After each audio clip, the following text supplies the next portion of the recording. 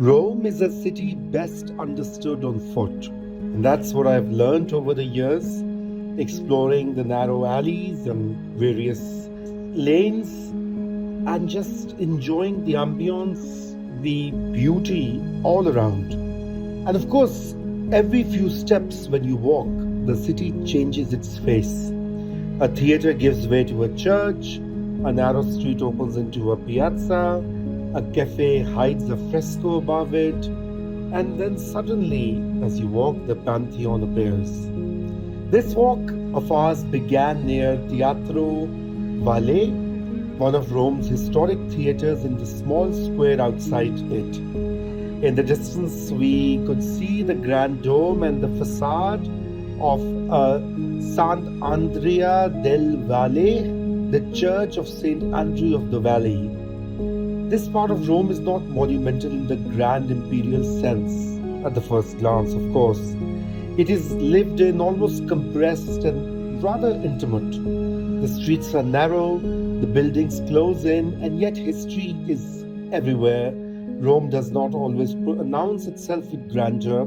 Sometimes it whispers through stone walls, balconies, lamps, old shop fronts, and the quiet movement of people going about their evening.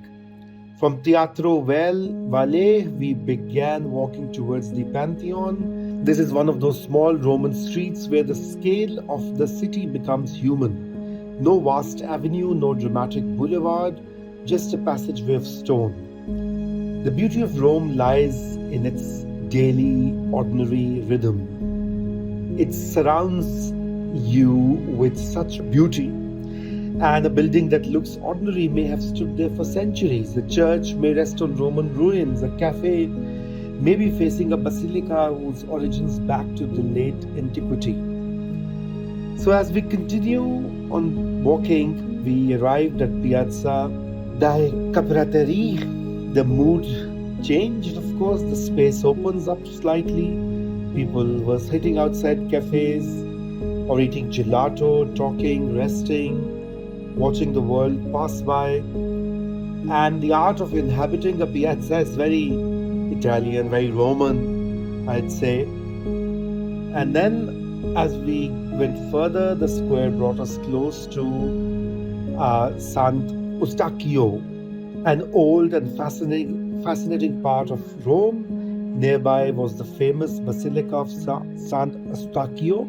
Before we enter or continue, look across the cafe opposite the basilica. Above it, one could see the frescoes on the upper facade. And another Roman surprise, art appearing not inside museums or churches only, but above street corners, cafes, and in the daily life. According to the tradition, the Basilica of Sant'Eustachio was founded in the 4th century by Emperor Constantine on the site associated with the martyrdom of Sant'Eustachio. But as often happens in Rome, tradition and documentation do not always move at the same pace. The church is not clearly documented until the 8th century. Now we know a bit more that this area once belonged to the zone of the Alexandrine Baths, which were first erected under Nero around the year 62 AD and later rebuilt by Alexander Severus in 227. Two ancient columns still leaning against the side of the building along Via Sant'Eustachio are believed to come from that ancient complex. So this is once again the outstanding part of Roman environment. Layered history, a Christian church, medieval additions, Baroque rebuilding, and ancient Roman fragments surviving on the site. So this basilica was restored and enlarged in 1196, and that's when the Romanist bell tower was built, with its partially walled-in bifora windows. A bifora, I don't know how you pronounce it, is a double-arched window divided by a small central column a feature common in medieval architecture. And of course, the churches in Rome were not just built in one period, they were built, damaged, rebuilt, repaired, expanded, flooded, and reimagined across the centuries.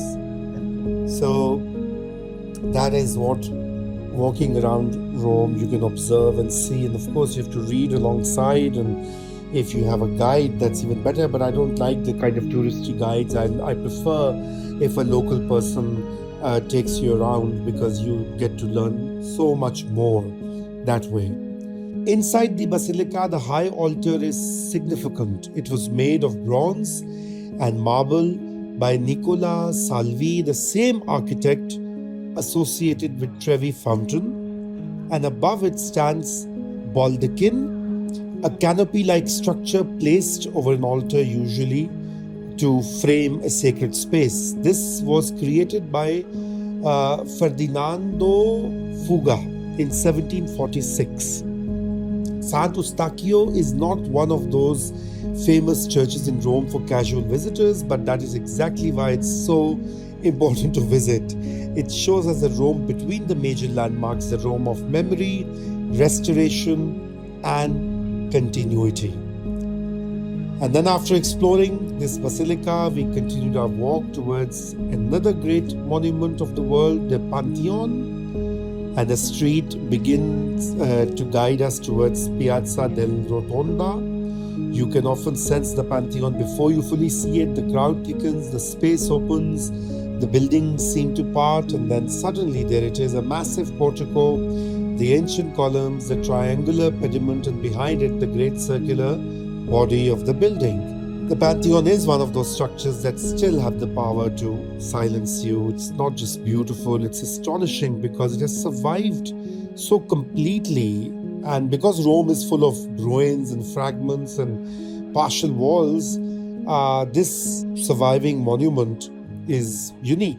Therefore, it is well preserved. 2000 years plus.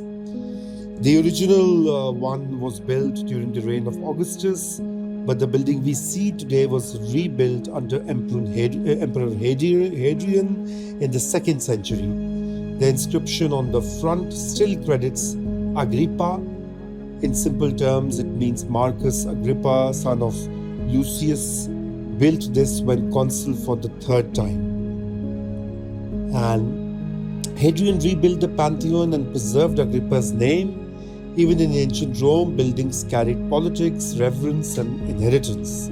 As we stand in Piazza della Rotonda, the Pantheon seems both heavy and weightless. The columns are enormous, but the building has a strange calm.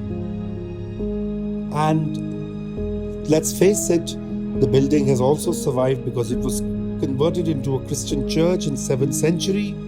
The transformation helped protect when many other ancient buildings were stripped for materials or allowed to decay. And outside the piazza, of course, life continues. People are taking photographs. And this walk from Teatro Valle to the Pantheon is short in distance, but immense in history. And that is why walking in Rome matters. The city is more than its monuments. It is a sequence of encounters: a church, a street, a cafe, a fresco, a fountain here or there, a dome, a memory of empire, and a living piazza. And we can understand by only visiting why Rome has held the imagination of the world for thousands of years.